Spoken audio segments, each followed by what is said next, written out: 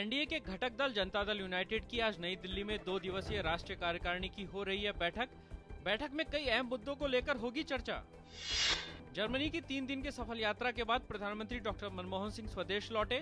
उनकी यात्रा के दौरान भारत और जर्मनी ने द्विपक्षीय सहयोग को बढ़ाने के मकसद से शिक्षा, शोध, ग्रीन एनर्जी और कई अहम क्षेत्रों में सहयोग के समझौतों पर किए हस्ताक्षर।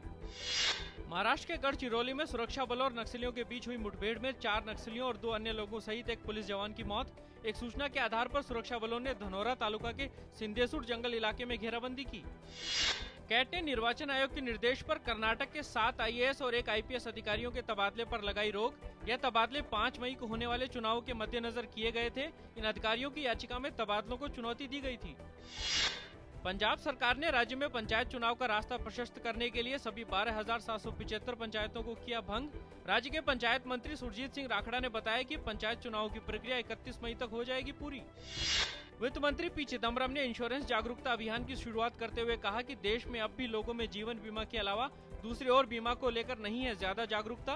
कहा यही वजह है कि देश अब भी इस क्षेत्र में 52वें स्थान पर है। वित्त मंत्री ने कहा कि बीमा से देश की अर्थव्यवस्था होगी मजबूत। बांग्लादेश में कुछ शरारती तत्वों ने भारत के उच्चायुक्त के काफिले में शामिल एक कार पर कॉकटेल बम फेंका। बांग्लादेश में भारत के उच्चायुक्त पंकज शरण उस समय खुलना के दौरे पर थे। ये बम पार्किंग में खड़ी कार पर फेंका गया। सीरिया में पिछले 2 साल से राष्ट्रपति असद की सेनाओं के साथ हिंसक संघर्ष में जुटे विद्रोही कल पूर्वी शहर कमिशली में घुसे। इराक सीमा के पास और तुर्की की सीमा से सटे शहर में अब तक दोनों पक्षों के बीच हिंसा की कोई खबर नहीं आई थी। आज बैसाखी का पर्व, देश भर में इस त्योहार को लेकर काफी धूम।